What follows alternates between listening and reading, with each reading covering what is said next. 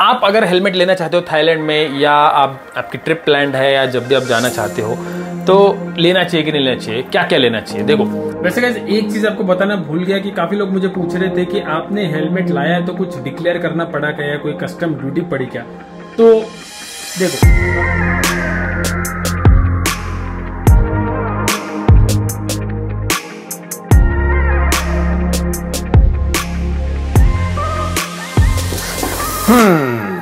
अरे कितना पसारा है यार। वो क्या है ना, अभी ट्रिप से आया तो सब तरफ सिर्फ पसारा ही पसारा है।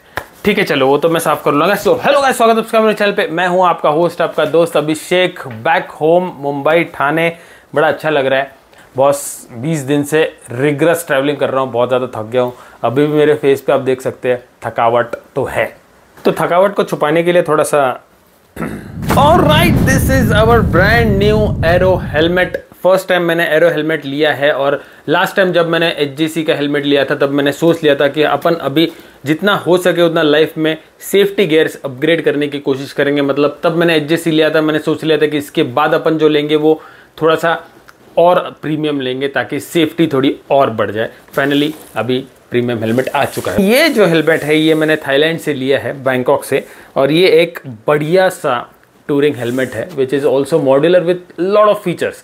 अगर आपने मेरे थाईलैंड की ट्रिप नहीं देखी तो जाके ज़रूर देख लेना ये वाला जो व्लॉग है। और हेलमेट शॉपिंग थाईलैंड में आप कैसी कर सकते हो, कहाँ कहाँ शॉप्स है, कितने के मिलते हैं, कौन कौन सी ब्रांड्स है, सारी डिटेल जितनी हो सके उतनी मैंने उन वीडियोज़ में दी है, तो आप डिस्क्रिप्शन ज़रूर चेक करना। चलो अभी इस हेलमेट के बारे में बात करते हैं कि why I bought this helmet in Thailand and not in India. और ये कोई हेलमेट क्यों नहीं लिया दूसरा, ये वाला क्यों लिया। तो देखो सबसे पहले तो हेलमेट जो है वो थाईलैंड में थोड़े सस्ते मिलते हैं, ब्रांडेड हेलमेट्स, क्योंकि शायद वहाँ पे ड्यूटीज़ कम है या कुछ तो है, ये सब चीज़ों की वजह से सस्ते मिलते हैं। इंडिया में ड्यूटीज़, इंपोर्ट ड्यूटीज़ बहुत ज़्यादा है, प्लस इंडिया में वो ISI का चक्कर है, तो इसी की वजह से बहुत लिमिटेड ऑप्शंस मिलते हैं इंडिया में फॉर इम्पोर्टेड हेलमेट्स। सेकेंडली अगर होते भी है तो वो किसी डीलर या कोई डिस्ट्रीब्यूटर से इम्पोर्ट होते हैं और वो बिकते हैं इन इंडिया, लेकिन उनकी कॉस्ट बहुत ज़्यादा है क्योंकि इंपोर्ट ड्यूटीज़ भी बहुत ज़्यादा है।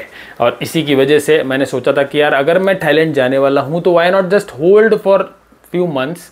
और फाइनली वो हो गया, थाईलैंड से वापस आ गया बढ़िया सा हेलमेट लेके। अब हेलमेट कैसे लेके आया वो भी आपको बताऊंगा इस वीडियो में। ज़्यादा बहुत लंबा नहीं करूँगा ये वीडियो, क्विकली आपको इन्फॉर्मेशन देने की कोशिश करूँगा। सबसे पहले तो आपको हेलमेट दिखा देता हूँ। वो बाय द वे ये एरो का Rev 19 हेलमेट है। ये एक मॉड्यूलर फ्लिप अप हेलमेट है with complete set of features, और सारे टूरिंग के जो भी मॉड्स होते हैं वो सब भी है, सनवाइजर वनवाइजर सब कुछ है। ये L साइज मैंने लिया है क्योंकि मेरा हेड साइज थोड़ा बड़ा है, तो थोड़ा सा बड़ा साइज लिया है। ये है 1750 ग्राम का, not bad. Modular helmet usually थोड़े हैवी होते हैं, लेकिन कंसिडरिंग द ब्रांड शायद इन्होंने काफ़ी अच्छे वेट में दिया है, तो ये कंपेरेटिवली काफ़ी हल्का है। सेकेंडली यही वाला हेलमेट मैंने क्यों लिया, तो मैंने कंसिडर करके रखे थे। मैंने AG भी कंसिडर किया था, मैंने एरो कंसिडर किया था, शोई भी कंसिडर किया था, इनफैक्ट RI तो कंसिडर नहीं किया था, लेकिन ठीक है मैंने सोचा कि चलो एक बार देख लेते। और भी 2-3 ब्रांड्स है, लेकिन ये मेजरली यही ब्रांड्स का मैं देखने वाला था। अब वहाँ पे मैं जब शॉप्स पे गया तो मैंने देखे बहुत सारे ब्रांड्स थे। AG भी एक स्टोर पे देखा था, फिर मैंने एरो के बहुत सारे देखे, मैंने शोई के बहुत सारे देखे, RI के देखे, और भी बहुत सारी दूसरी ब्रांड्स है जो हमको पता नहीं है। अभी AGV का मैंने K5 देखा था, उसमें सनवाइजर वाला मस्त हेलमेट था। I really love that helmet. काफ़ी हल्का है और काफ़ी अच्छा स्लीक है, लेकिन वो एक रेस हेलमेट है, टूरिंग के लिए तो यूज़ कर सकते हैं, लेकिन ये मेरे HJC जैसे रेस हेलमेट है, थोड़ा स्नक फिट होता है। सेकेंडली प्राइसिंग बहुत बढ़िया मिल रही थी, अराउंड 6500 बात गाइज, मतलब 15,000 रुपये, शायद 15,000 रुपये में AGV K5 मिल रहा था, जो हमारे यहाँ से 10 से 12,000 रुपये सस्ता है आराम से, कहीं नहीं गए। लेकिन मैंने सोचा कि चलो यार थोड़ा और अच्छा देखते हैं, जिसकी पैडिंग और बेटर हो और थोड़ा प्रीमियम में हो, और थोड़ा मॉड्यूलर अगर मिल जाए अच्छा वाला तो वाई नॉट। फिर मैं दूसरे शॉप पे गया, वहाँ पे मैंने देखा कि शोई का मॉड्यूलर मिल रहा है। शोई का मॉड्यूलर भी बढ़िया था, यही रेट में मिल रहा था। लेकिन फिर सोचा कि यार और शॉप्स देखा जाए थोड़ा, और ऐसा नहीं कि एक बार देख लिया वाह अच्छा लगा और वो ले लिया। थोड़ा तसल्ली तो होनी चाहिए ना इंसान को कि भाई हम 3-4 शॉप्स घूम के आए और फिर फाइनली एक डिसाइड किया। मैं तो ऐसी चीज़ें खरीदता हूँ। शूबर्ट इज़ वेरी एक्सपेंसिव, अपने बजट के बाहर है। RI भी काफ़ी एक्सपेंसिव थे, अराउंड कम से कम 40-45 हज़ार 50 हज़ार के आसपास एक हेलमेट पड़ रहा था इंडियन रुपीज़, तो अपने बजट के बारे में। मेरा बजट था अराउंड 25,000 रुपीज़, तो इसीलिए मैंने और हंटिंग किया और फाइनली मुझे ये वाला एक हेलमेट दिखा। इसमें मुझे एक दूसरा कलर दिखा था जो थोड़ा सा ग्रेइश टाइप था और यहाँ पे नियॉन का थोड़ा सा फीचर था, लेकिन फिर वो थोड़ा महंगा भी पड़ा था। उसके बारे में भी हम बात करेंगे। ये हेलमेट मैंने सिलेक्ट इसीलिए किया क्योंकि बहुत सारे सालों से मुझे चाहिए था एक मॉड्यूलर हेलमेट। टूरिंग के टाइम पे मैं बहुत लंबी लंबी टूर करता हूँ, 12 घंटा 15 घंटा 20 घंटा बाइक चलाता हूँ। आई वांट अ हेलमेट जो ईज ऑफ यूज रहे, मतलब सादा पानी पीने के लिए अगर मुझे बॉटल हेलमेट निकालना पड़े, बॉटल यूज़ करना पड़े तो बहुत मैं इरिटेट हो जाता हूँ क्योंकि मेरा बहुत ज़्यादा बड़ा ब्रेक्स होता है। 200 किलोमीटर 250 किलोमीटर में एक ब्रेक लेता हूँ। तो काफ़ी लोग ऐसे सोच रहे होंगे कि यार मैंने शोई का अराई का हेलमेट क्यों नहीं लिया। तो देखो यार, मेरी थिंकिंग मैं आपको बताता हूँ। देखो, कोई अगर बहुत बड़ी ब्रांड है तो ज़रूरी नहीं है कि उसके सारे प्रोडक्ट्स एकदम बढ़िया ही है, because every big brand has a सबसे सस्ता product also, and the most सस्ता product of a big brand can not be better than a premium product of another good brand. मतलब समझ रहे हो आप? एग्जाम्पल लेके बताता हूँ। अगर आप एक XYZ बड़ा सा कोई राइडिंग गियर्स का ब्रांड है जो बहुत महंगा है, इंपोर्टेड ब्रांड है, उसका अगर बेस जैकेट लेंगे, राइडिंग जैकेट फॉर एग्जाम्पल, वो आएगा 15 से 20 हज़ार रुपये में इंडिया में। 15 से 20 हज़ार रुपये में आपको क्या मिल रहा है? लेवल 1 का प्रोटेक्टर्स मिल रहा है, बैक प्रोटेक्टर शायद नहीं मिल रहा है, चेस्ट प्रोटेक्टर शायद नहीं मिल रहा है, वो अलग से खरीदो, उसके 5-10 हज़ार एक्स्ट्रा लग जाएंगे। चलो खैर वो बाजू में रखते हैं। लेकिन लेवल 1 15 से 20 हज़ार रुपये खर्चा करके आपको लेवल 1 आपको सेफ्टी कॉम्प्रोमाइज हो रही है, ऐसा नहीं लगता है? इंस्टेड ऑफ दैट 15 से 20 हज़ार रुपये में आप कोई अदर ब्रांड का एक टॉप राइडिंग जैकेट ले सकते हो जिसमें लेवल 2 प्रोटेक्टर है, हर जगह कॉर्डुरा फैब्रिक लगा हुआ है, चेस्ट प्रोटेक्टर है, बैक प्रोटेक्टर है, सब कुछ है। तो इन दैट केस सेफ्टी किसकी ज़्यादा हुई? एक्सपेंसिव ब्रांड के सबसे सस्ते वाले जैकेट से या डिसेंट ब्रांड के सबसे महंगे वाले जैकेट से? आप ही बताओ कमेंट सेक्शन में। आपको अगर एराई का हेलमेट लेना है, शोई का हेलमेट लेना है, तो आप ऐसा समझो कि आपको कम से कम 40-50 हज़ार रुपये खर्चा करना है इन थाईलैंड। इंडिया में तो छोड़ ही दो, इंडिया में बहुत महंगा है। तो इन दैट केस मेरा बजट था 25 हज़ार आसपास, अराउंड 25 हज़ार में वहाँ पे जो शोई का हेलमेट मिल रहा था सिमिलर वाला मॉड्यूलर, उसका क्वालिटी और इसका क्वालिटी में ज़मीन आसमान का फ़र्क मुझे दिखा।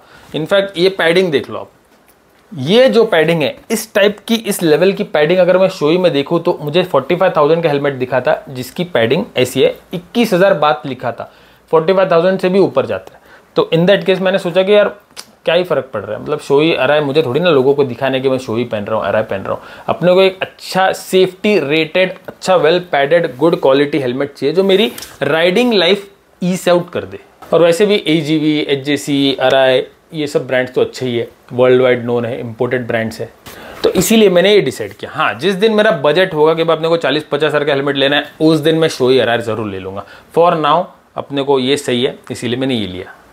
चलो अभी बात करते हैं इसके फीचर्स की। तो ये है एरो का रेव 19 मॉड्यूलर फ्लिप अप हेलमेट। ये जो हेलमेट है, इसका जो वाइजर है बस एक क्लिक से ऊपर चला जाता है। ये चीज़ मैंने देखी भाई, मैं दीवाना हो गया कि बढ़िया है, मतलब दोनों हाथ लगाने की ज़रूरत नहीं या तो ऊपर करने की ज़रूरत नहीं है, बस ऐसा करो ऊपर हो जाएगा। And this is very sturdy system. मैंने अंदर से देखा था, काफ़ी अच्छा स्प्रिंग लोडेड सिस्टम है। फ्लिप अप करना है तो प्रॉपरली पूरा फ्लिप अप हो जाता है एंड देयर यू गो। किसी को लगेगा भी नहीं कि ये एक फुल फेस हेलमेट है सामने से, बिकॉज ये पूरा पीछे चला जाता है। यूजुअली क्या होता है ना कि यहाँ तक होता है फ्लिप अप बाकी सारे हेलमेट्स का, तो ये थोड़ा सा फ्रंट हेवी हो जाता है, लेकिन ये पूरा बैलेंस आउट कर देता है वेट को और ये आपका ऐसा हो जाता है। तो आई डोंट थिंक इसको बहुत सारा टाइम भी इसको यूज़ करने में कोई प्रॉब्लम है। साथ ही साथ आप फ्लिप अप करके इसका सन वाइजर भी एक्सेस कर सकते हो। ये देखो काफ़ी बड़ा सन वाइजर है। इनफैक्ट ये जो पूरा फील्ड ऑफ व्यू है बहुत बड़ा है। मैं आपको कंपैरिजन दिखाऊंगा विथ माय HJC हेलमेट, बहुत ज़्यादा बड़ा है। चलिए एयर वेंट्स यहाँ पे है और एयर एग्जिट वेंट यहाँ पे है। पैडिंग ज़बरदस्त, पैडिंग की तो बात ही मत पूछो गाइस। पैडिंग इतनी ज़्यादा प्रीमियम है कि फर्स्ट टाइम मैंने देखा तभी मैंने सोच लिया कि भाई ये हेलमेट कंसिडर करना चाहिए। हवा अंदर जाने का स्कोप बहुत कम है, इनफैक्ट पूरे नेक को भी ये सील कर देता है। ये देखो यहाँ पे। बाय द वे इसका फ्लिप अप अगर आपको लॉक करना है, इसको पीछे ही रखना है तो इसको ऐसा बंद कर सकते हैं ये बटन को, और ये अभी आगे नहीं आएगा। दिस इज लॉक्ड और ये ऊपर नहीं आएगा। You can use it like this also. बढ़िया। ऑफ कोर्स मैं हाफ फेस करके चलाऊंगा नहीं बाइक राइड पे, लेकिन जब भी मैं रुकूंगा तब ये मेरे बहुत काम आने वाला है। बहुत लोग सोचेंगे कि यार मॉड्यूलर हेलमेट में आपको सेफ्टी कॉम्प्रोमाइज तो हो रही है ना, मतलब it's not as safe as a full face helmet. I agree I agree. Last time भी मैंने ये लिया, तब भी मैंने मॉड्यूलर लेने का सोचा था, लेकिन लोगों ने मुझे रोक दिया था। इसीलिए मैंने इस बार सोचा कि चलो एक मॉड्यूलर लेंगे तो अच्छा ब्रांडेड लेंगे जिसकी रेटिंग अच्छी है। This is shark 5 rating, safety rating, जो बहुत अच्छी रेटिंग है even if this is a modular helmet, क्योंकि इसका जो मैकेनिज्म है ये शायद इनका कोई पेटेंट वेटेंट होता होगा। काफ़ी ज़्यादा सेफ है, मैंने रिसर्च भी किया था, वीडियोज़ भी देखे थे इसके। और फीचर्स की बात करें तो ब्लूटूथ रेडी है, इंटरनल सन स्क्रीन वाइजर है, एक्स्ट्रा वाइड विजन है, जैसे मैंने आपको बताया, डबल होमोलोगेशन, ये पता नहीं क्या है डबल। अब ये जो आप कलर देख रहे हैं ये है ब्लैक, मैट ब्लैक। इसमें एक व्हाइट भी था, प्लेन व्हाइट ग्लॉसी था, और एक और था ग्रेइश टाइप, वो भी मैट था। अब कलर वाले जो ऑप्शंस थे वो 4-4.5 हज़ार इंडियन रुपीस ज़्यादा महंगे थे, लेकिन अपने 4-4.5 हज़ार रुपये बच रहे हैं, जो बहुत ज़्यादा है। इनफैक्ट मे बी 5 हज़ार रुपये, क्योंकि कन्वर्जन रेट भी पड़ता है। अब ये वाला हेलमेट जो है ये मुझे पड़ा है 12,000 बात का, उसमें डिस्काउंट कराया है 5%, 11,600 बात मैंने दिए हैं, और that accounts to 26,700 Indian rupees. तो इनफैक्ट ये अपने को 27 में पड़ गया। प्लस इसको मैंने इंडियन मार्केट में सर्च किया तो इसकी प्राइसिंग जो है, जो स्टोर्स इसको बेचने की कोशिश कर रहे हैं, 45,000 रुपीज़, 50,000 रुपीज़ के ऊपर ये हेलमेट है। तो I think I got a very good deal. Even if ये हेलमेट इंडिया में 40,000 का भी होगा ना, आई गॉट इट फॉर 27, अपना तो वसूल है, और 40,000 से तो ज़्यादा ही है, तो ठीक है। आप अगर हेलमेट लेना चाहते हो थाईलैंड में, या आपकी ट्रिप प्लान्ड है, या जब भी आप जाना चाहते हो, तो लेना चाहिए कि नहीं लेना चाहिए, क्या क्या लेना चाहिए। देखो, helmets, boots, riding jackets, riding pants, ये चीज़ों में बहुत अच्छा डिफरेंस है। मैं रिकमेंड करूँगा आप थाईलैंड अगर जाओ तो आप प्रो शॉप पेडॉक, काफ़ी फेमस शॉप है, वहाँ पे जा सकते हैं। सेकंड मैंने जहाँ से लिया पांडा राइडर्स, ये भी बहुत फेमस शॉप है, वहाँ पे ऑथराइज्ड डीलर्स है, बहुत बढ़िया बड़ा सा शॉप है, तो पांडा राइडर्स। और एक शॉप में हम गए थे, उसका नाम, यहाँ पे गए थे, हाची राइडर्स शॉप, यहाँ पे हम गए थे, तो यहाँ पे एजीवी के भी थे। नाउ आप पैसा कितना बचा रहे हो, तो पैसा आप काफ़ी बचा रहे हो। कंसिडर करके चलो 30 से 40% आप आराम से बचा रहे हो on any riding gear, branded riding gears. अगर आप पूछोगे राइडिंग लगेज में कुछ डिफरेंस मिला क्या, तो लगेज में मुझे ज़्यादा डिफरेंस फील नहीं हुआ। बहुत महंगी बैग्स थी, एक नॉर्मल टेल बैग 20-20 हज़ार की थी, तो उसमें मुझे कोई फ़र्क नहीं पड़ा। प्लस आई थिंक लगेज आप नॉर्मल ब्रांड्स के भी ले सकते हो, not a problem in that, it's luggage. अब राइडिंग गियर्स कैसे सेफ्टी होती है, तो फिर आपकी रिक्वायरमेंट अच्छी हो सकती है उसमें, देयर आर पॉसिबिलिटीज़। एक और चीज़, निगोशिएट ज़रूर करना, हालांकि मे भी ज़्यादा निगोशिएट ना करें ये स्टोर्स, क्योंकि प्रीमियम स्टोर्स है, लेकिन हमारा हक बनता है। और लास्टली, जब आप राइडिंग गियर्स उठाओगे फ्रॉम बैंकॉक, तो आपको श्योर होना चाहिए कि इंडिया में उसका प्राइस कितना है। अगर 4-5 हज़ार का डिफरेंस है तो आई सजेस्ट कि आप इंडिया से ही ले लो, बिकॉज इंडिया में आपको एटलीस्ट बोलने को किसी को कि भाई तूने प्रोडक्ट दिया, इसको देख क्या लफड़ा हो गया। अब यहाँ पे मैं तो नहीं बोल सकता ना, मैं तो निकल आया इंडिया, अभी वो तो उधर है, तो ऐसा है। चलो अभी आपको कंपैरिजन दिखाता हूँ मेरे एचजेसी हेलमेट का और ये हेलमेट का। एचजेसी हेलमेट मैंने लिया था अराउंड 15,000 रुपये, और ये हेलमेट है उससे 12,000 रुपये ज़्यादा। तो ऐसे में ये दोनों helmet side by side compare कर रहा था, इंस्टेंटली आपको दिखेगा कि फील्ड ऑफ व्यू जो है, विजिबिलिटी जो इसमें कितनी ज़्यादा है कंपेयर टू, जैसे कितना छोटा लग रहा है यार। वाइजर है वो भी काफ़ी बड़ा है कंपेयर टू दिस वन, हालांकि अब तक निकाला नहीं है मैंने। हाइट भी ज़्यादा है, विड्थ भी ज़्यादा है, और थोड़ा बड़ा फील होता है प्रोफाइल वाइज। वैसे अंदर की पैडिंग का अगर कंपैरिजन करें तो ये देखो अंदर की पैडिंग बहुत ज़्यादा जनरस है यार, बहुत ही थिक पैडिंग है और बहुत कंफर्टेबल फील होता है देखने से ही। अब ये वाला जो अपना है, इसमें आप पैडिंग देखोगे तो इसमें बहुत खास नहीं है, मतलब नॉर्मल सी पैडिंग है। इनफैक्ट हेलमेट का शेल भी यहाँ से दिख रहा है, तो ये कुछ ऐसी नॉर्मल पैडिंग है। देखो, चलो वेट देखते हैं। ये देखो, ये वेइंग स्केल है और इसको मैंने 0 कर दिया है, ये प्लेट को रख दिया है यहाँ पे। और सबसे पहले तो अपना एचजेसी का देखते हैं कितना हैवी है। ऑलमोस्ट 1.9 बता रहा है। अब ये ज़्यादा क्यों बता रहा है, क्योंकि इसमें ना सेना लगा हुआ है, स्पीकर लगा हुआ है, तो शायद 200 ग्राम बढ़ गए। अब देखते हैं अपना एरो हेलमेट, ये अराउंड कुछ 1800 के आसपास है, थोड़ा ऊपर नीचे हो सकता है। तो वैसे 1750 ग्राम है, थोड़ा सा 5-50 ऊपर नीचे होता है। इसका मतलब इसमें मैं अगर सामान लगाऊंगा वो सब, तो मोर और लेस इतना ही वेट हो जाएगा, थोड़ा सा ज़्यादा हो सकता है, because obviously this is a bigger helmet, this is a modular helmet. मतलब एज ऑफ नाउ ये वाला setup is heavier than this, लेकिन इस पे सेना और वो सब लगने के बाद ये मोर और लेस सेम हो जाएगा। 50 ग्राम शायद या 100 ग्राम ये ज़्यादा हो, which is okay I think. मतलब बेनिफिट्स काफ़ी ज़्यादा मिल रहे हैं, तो चलेगा उतना। चलो भगवान को दिखा दिया है नया हेलमेट। वैसे हमारा रिवाज है कि जब भी हम कोई एक्सपेंसिव चीज लेते हैं घर में, चाहे वो कैमरा हो, घड़ी हो, कुछ भी हो, अगर एक्सपेंसिव है तो भगवान के सामने रखते हैं, थैंक यू बोलते हैं। थैंक यू सो मच भगवान, अभी आया है मौका, अब इसके बाद नहीं लगेगा ये। वाह क्या बात है, इसको ऐसे ही रख देता हूँ ना, मतलब कभी यूज करने का काम पड़ा तो। मैं भी बोलने वाली थी, अगर तुम्हारा बस चलता ना तो वो स्टिकर लगा के ही चलाते हेलमेट। हाँ पर दिखता नहीं है वो दिखता नहीं है। तो अभी मैं इसको यूज करूंगा मेरे पर्सनल यूज के लिए। अभी मैं ब्लॉग नहीं करूंगा क्योंकि इस पे मोटो ब्लॉगिंग सेटअप नहीं है और फर्स्ट टाइम है ना। जाता हूँ थोड़ा योगी के पे राउंड मार के आता हूँ और कुछ नहीं, बस फील लेता हूँ। एंजॉय, मस्त लग रहा है देखने में। बहुत बड़ा वाइजर है इसका, बहुत बड़ा। ऑलराइट, सो फाइनली ये हेलमेट नया वाला अपना मैंने यूज कर लिया आज फर्स्ट टाइम, और फर्स्ट इंप्रेशंस बढ़िया। साउंड प्रूफिंग बहुत सही है, मतलब मेरे को खुद का आवाज थोड़ा सा कम सुनाई दे रहा था, तूफान का भी कम सुनाई दे रहा था, बाहर का भी कम सुनाई दे रहा था। Sound proofing is very good. अंदर जो विंड घुसती है, अब मैं बहुत स्पीड में चला के नहीं देखा, लेकिन 70-80 तक मैं लेके गया और अंदर हवा ऐसी बहुत घुस रही, ऐसा फील नहीं हुआ।